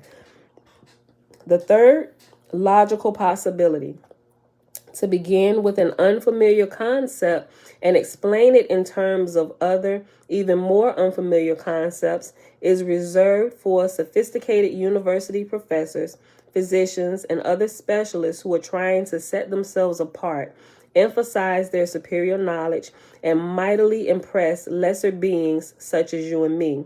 This trilogy is not sophisticated. You probably noticed that by now. The only big word I know is bifurcate, to split in two, and I have used that one already in chapter 17 of this book. So I'm done. That's as impressive as I get. Sorry, Mom. Because we are using humor to delineate a few common communication styles, I would be remiss if I did not also mention lawyers and politicians who explain simple and familiar ideas in the most complex and convoluted terms possible in order to create the illusion that they have special knowledge that is critically important. The point is, there are so many communication strategies, each designed to meet specific personal needs and purposes, and these strategies determine not only what you say and how you say it, but also what you hear and understand. That is good. Let me say that again. Jen, hey girl, hey. No, oh, you know what? You just gave a smiley face. You was here first. What I'm talking about? I had to look back up and saw you was already here. Okay, hold on. The point is, there are many communication strategies, each designated to meet specific personal needs and purposes. And these strategies determine not only what you say and how you say it, but also what you hear and understand. Your purpose and needs dictate your communication strategy, whether you are transmitting or receiving. Think about that. Does your personal communication strategy open you up or close you down with regard to receiving and understanding a concept like AO, or it's the sound like OM, but it's AO, right? But if I remember correctly, he pronounces it AO. It always takes at least two to communicate, each through selective send and receive. I'm sorry. Okay, yeah. It always takes at least two to communicate, each through selective send and receive filters of their own making. Receivers, listeners, watchers, or readers appear to be in a solely passive role, but that is not so. They, knowingly or not, actively put a spin on every datum that they receive in order to make the interpretation of that experience datum fit satisfactorily within their current worldview. So whatever you're hearing, you're filtering it through your understanding how you relate to things and understand things. Like things that I take in and that I give out, I convey it through humor, right? It's kind of like what he does, which is probably why I love his book so much, right? We have kind of like the same style where we relate and we see the humor in things, and we're able not to always, we're able to be serious when we need to be, but we're able to live life with humor and not take everything so seriously where we're uptight and we just piss everybody else off, right? We're able to see the human thing. We're able to laugh at ourselves. You know, it makes the growth process a whole lot easier, right? Especially when you're waking up from church indoctrination. Whew, boy, I tell you, humor has been my savior. If that's such a thing, like seriously, right? Whew, boy, I still got billions of stories. I'm going to work in the daily morning. When we hit something that triggers it, I got billions of stories about myself that I think are completely foolish. I'm like, girl, you have got to be the dumbest piece of consciousness that they let stay on this realm. But it's funny. And I can see my progression and my growth to where it's people who are like them politicians and those who are, well, I went to MIT, right? You don't talk like that. I'm like, bruh, I'll purposely say words just to kind of, you know, break the ice and stuff. And it's like, either you going to stare at me like you crazy and like, ushers, get her out of here, please. And I'll still be kind of like cracking jokes and stuff, right? Oof. Like, who is this ignorant person? How did y'all even let her through the doors? We do not associate with likes of these types of people, right? I'm just like, bruh. The pastors do the same thing, trying to show more intelligence and confusing the scriptures. I'm like, bruh, you should be out here in the congregation with us. Let me go up there and stay. I have more effect on this congregation than you up there with your holy, more holier than thou art looking self. Yeah, exegetes, right? Exegete. No, they think they exegeting the script. They think they're exegeting the scriptures, but they're eisegeting. As exegeting the ice, I think I got it right. Exegeting is doing it properly. Eisegeting is screwing everything up, taking it out of context. Yeah, the eisegeting pastors. And they're prophets and apostles too. And some of their teachers and evangelists too. Okay, let's go back. I'm gonna leave them alone. Hold on. Hold on. Let me just go back. Where we at? Hour and 33 minutes. Okay. It always takes at least two to communicate, each through selective send and receive filters of their own making. Receivers, listeners, watchers, or readers appear to be in a solely passive role, but that is not so. They, knowingly or not, actively put a spin on every datum that they receive in order to make their interpretation of that experienced datum fit satisfactorily within their current worldview. No doubt about it. Hold on, I need some water. I'm sorry, y'all.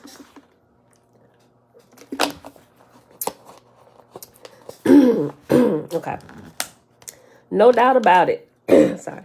The internal spin doctor is there to make you feel confident and secure in your knowledge and beliefs about how the world and the people in it work.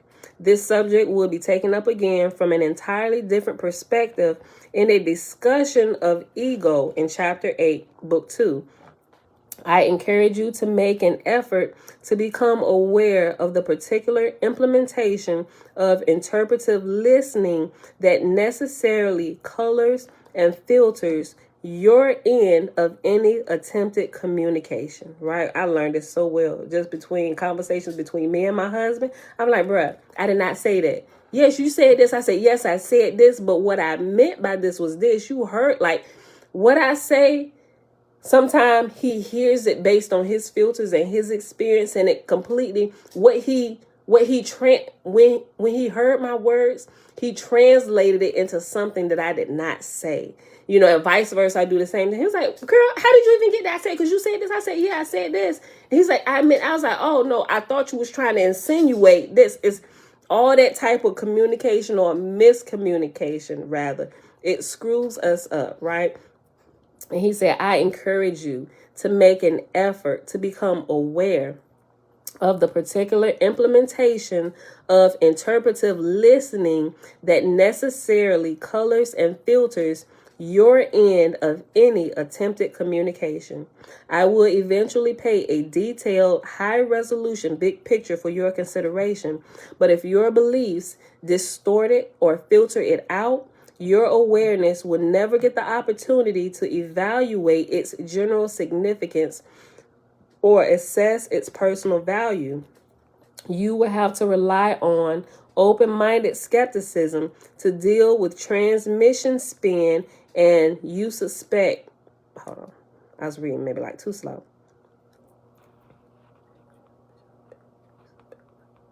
Okay, all right. You will have to rely on open-minded skepticism to deal with the transmission spin that you suspect might be placed on the signal you receive. And that's the end of that aside. Okay. The word infinite, used as a practical descriptor of this absolute oneness, does not refer to size and space. It refers to something we, 3D humans, don't experience directly. Perhaps the concept of an apparently infinite potential merged with the concept of a totally blank mind will get you as close as you're going to get. Neither space nor time has been invented yet. I will get to those clever and necessary inventions later. But first, this seemingly boundless something must evolve. Remember, we're talking about the great creator, or what we call oneness or source. He's trying to show us the progression. The concept of an apparently infinite, hold on. AO.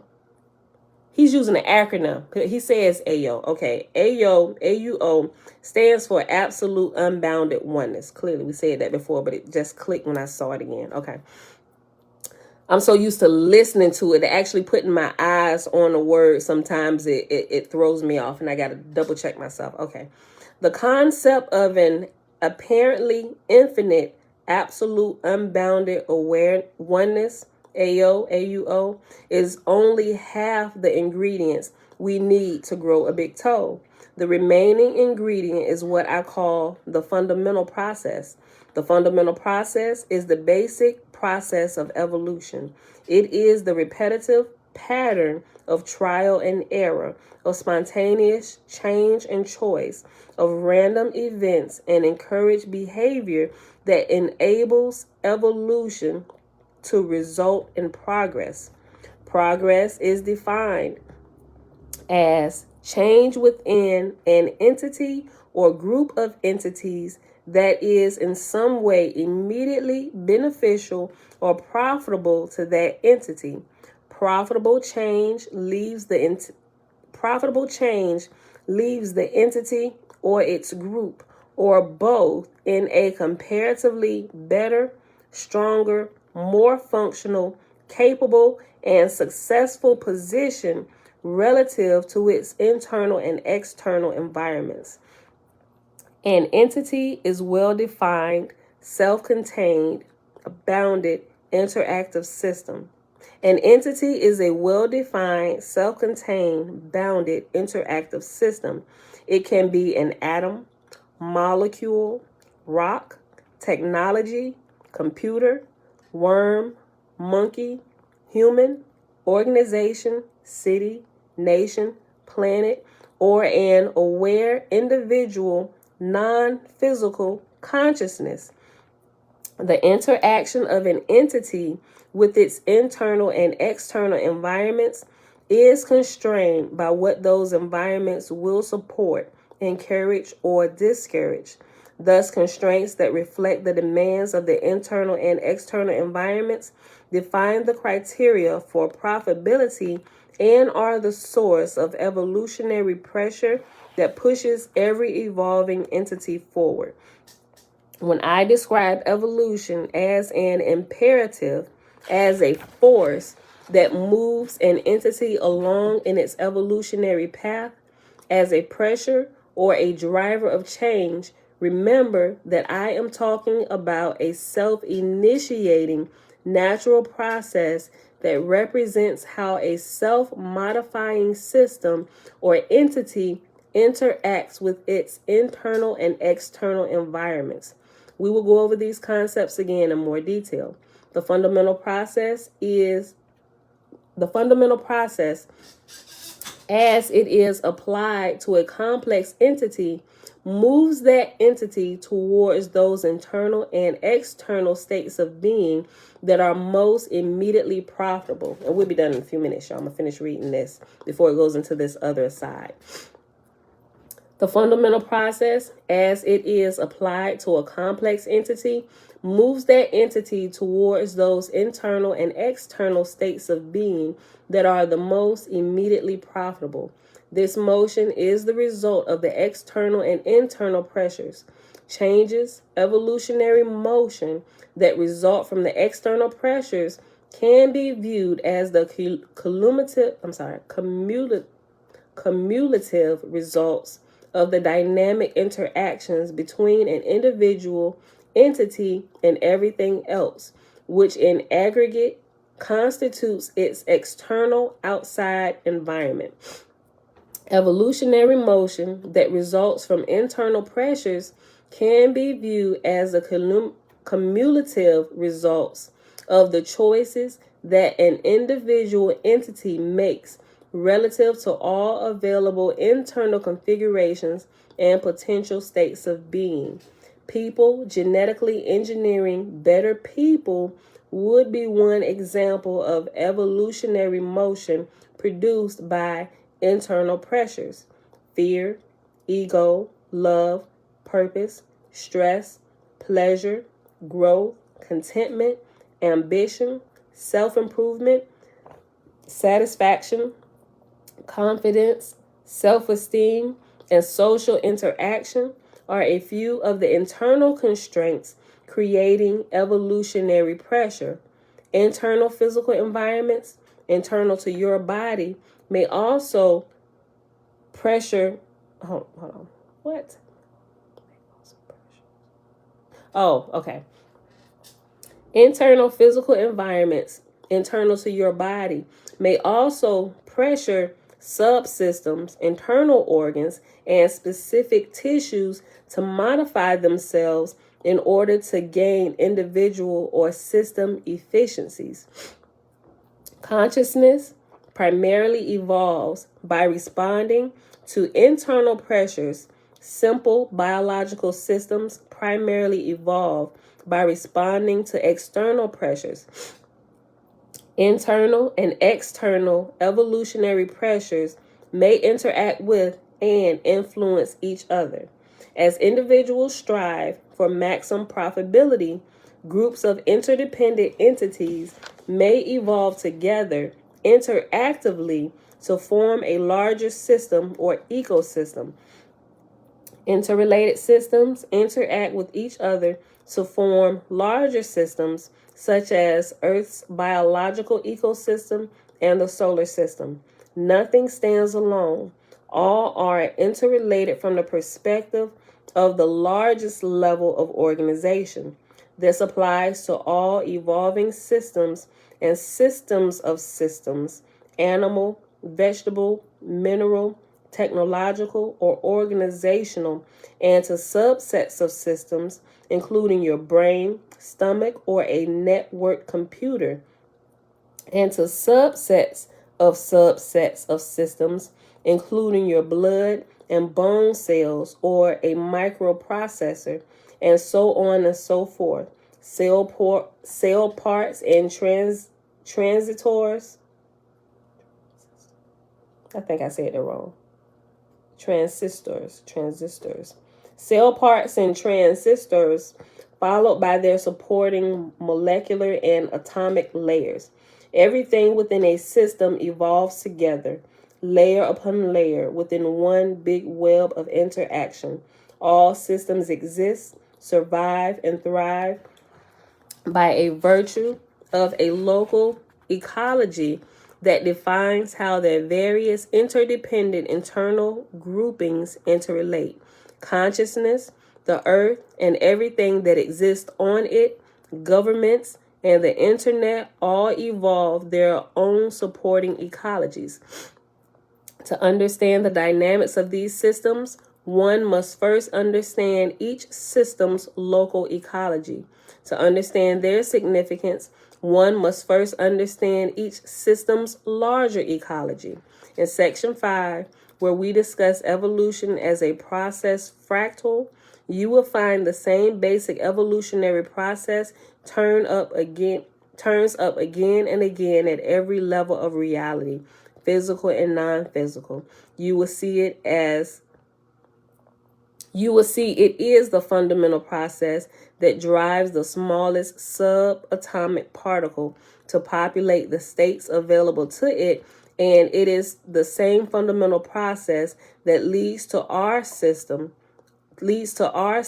OS, spinning off multiple probable realities containing multiple universes within non-physical matter reality. And that's what we're going to pause at this short aside before it begins, because it's going to kind of keep going on here, but I thought that was a good place to pause. But like he was saying, once you begin to see it and you begin to understand it, you begin to see it over and over and over again. Like I was mentioning yesterday, how I'm looking at the different levels of learning.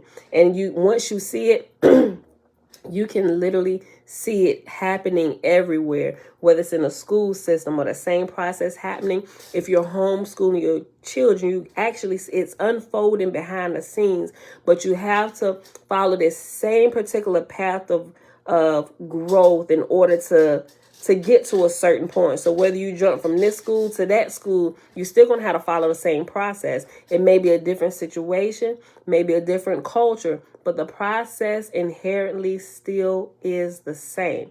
So if we realize that, we won't be starting so many things and stopping them before we get a hold of it, because we delaying our growth a lot longer by constantly hopping around, in that fashion, right?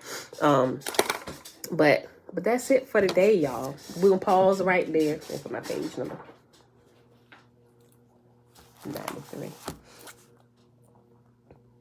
And I'm gonna reshare, just in case y'all haven't. I'm gonna reshare the Flatlanders, the Flatland book link again. I'm not sure if there's a PDF or if it's I haven't checked to see if it's a free version out there, but I will check. And I was supposed to share Mr. Monroe's. When I said it now, I just remembered that I forgot to share it yesterday, like I said. So make myself another note here. And I'm going to do that right now within the next few minutes. I'll check for both of those.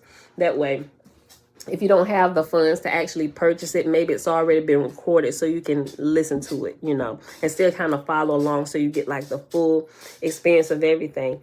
And if y'all have not started meditating or something, y'all should really start, because that's what a whole personal experience. Not saying that you don't already have experiences, because you probably have. And most of y'all that are here probably haven't had some questions about some supernatural things that's been happening and haven't really been able to figure it out. You kind of been searching. That's probably how you came across my channel. But a lot of you have. But the Monroe Institute, the Gateway Process, I think it is a great training program, and it'll literally help us. Although you will have your own separate experiences based on where you're at now, your culture, your life, all of that. You're going to have your own personal experience, your own personal things that you pull out of it, but the process will be the same for everybody that goes through it. And it helps you. It's a structured program that they develop. It's like a school. It literally is. It's like an interactive school that teaches you about this body, how this body operate, and you get multiple chances to play and come outside of your body and observe and pull information, all these things, to where when you're done going through the whole gateway process, and like I said, I'm still working through it, right? I'm just now getting into wave 2, you know.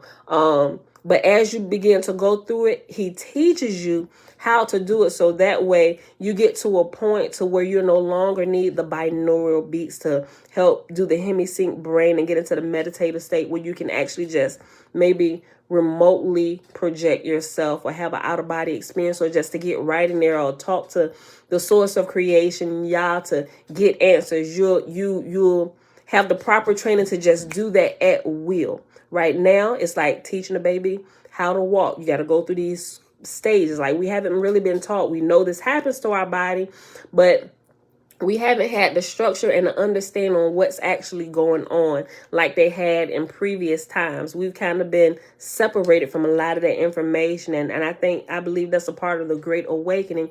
All that information now from those that's been cut off from, we're now getting that information, and we're learning, and things are making sense, and we're rooting out all the dogma and everything that they taken and saying, that's what that is. And you just believe that and go on about your life. You know, but we know that's not true. So now we're getting those missing pieces of the puzzle. We're learning how to work these bodies. And once you go through the training, it literally really trains you how to operate this body at will. Like, if, okay, I need an answer about this right now, you just go sit. You ain't got to get into a meditative state where you just go sit down and get quiet, and you're able to go right there, you know. So if y'all haven't, since we've been talking about it, and I've gone back all the way to the CIA document when we read that, and I'm putting the gateway process, is always in a description box. So if you don't see it in the comment section pinned to the top, always check the description box of the Facebook video, and do the drop down description box in YouTube. All the way at the bottom, you will see it, the gateway process. I got a few the meditation men, women emojis, show you right here, the gateway process, Mr. Monroe, and it gets you started. It's good, y'all. If you haven't started, if you're afraid, don't be. Like I'm going through, there's really nothing to be afraid of. He's literally walking you through how your body works by actually experimenting. You get to step back, look at it, meditate on it, think about it. It's literally our lab work. Like if you haven't had any kind of experiences, like I say, which you probably already had or something, you know, something, this will help you a great deal. It's not demonic, you know. I got to throw that in there, because sometimes our conditioning coming from the church realm has screwed us up and cut us off from a lot of truth that's always been right there in front of our face. We've just had the wrong teachers, you know. So with that being said, beautiful people, it is Saturday, February 26, 2022, day 41 of year 4 of reading through the books of the law and the prophets. Another 4-year consecutive count, day 1059. Today we read a little bit of tablet C in the Complete Annunaki Bible, and then we read a little bit more of chapter 24 of My Big Toe from pages 185 to 193.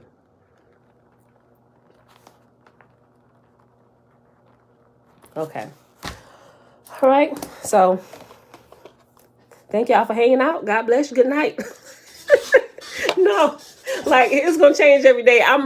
It's gonna be, we just gonna adjust. Like I'm not gonna like do this same set in stone type thing. Is just however whatever we learned that day is we just gonna incorporate it as we going out, right?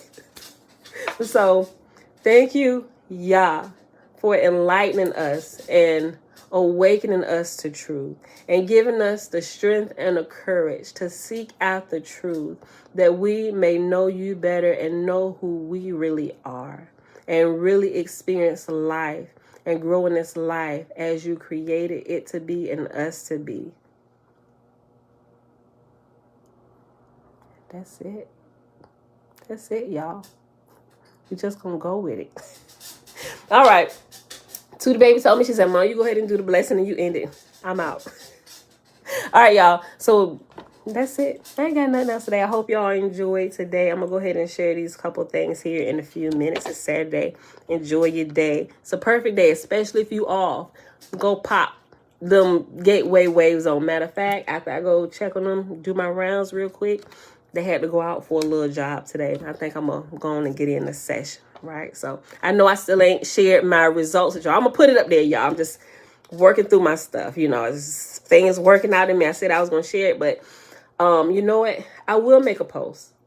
I can't pin it, but I will make a post. I haven't shared my stuff yet, but for those of you who have experience and want to share publicly your experience of what you're doing, what you're experiencing going through the gateway process, in a few minutes, I'm gonna go ahead and make a community post. Like I said, I don't think you can pin it. I'll just keep reposting or resharing from time to time and just create new ones for those who want to share some of their experiences. I know some people email me and stuff, and you give me permission to share whatever, and I will share bits and pieces, but it's the community section to help everybody else, you know, so y'all not just hearing my experiences. People who are here are actually involved and they're actually doing it and they share their experiences with me. But you know, if you want to share it publicly to help out your brethren and your sisterin, you know, so they can see, okay, this ain't crazy, because some of you may experience some things that I haven't experienced that somebody else is experiencing. And we kind of work through those things together. We all learning, right? None of us perfect. We still all working through this together. All right. It's better that we work together than we'll gain more ground and learn a lot faster and speed up our learning curve to whereas if we were constantly all separate. But if we're like minds and we're kind of like doing the same things, we're gathering information faster and it helps us grow. And different people can point out different things that maybe I missed or maybe she missed or maybe he missed, and we can all look at it. Oh, have we considered this? You know, so to get a good team, a cohesive networking going on between us. All right, y'all. That's it. I'm just running off at the mouth now. I love y'all. I'll see y'all back here tomorrow morning, 7:30 a.m. Eastern Standard Time. Peace.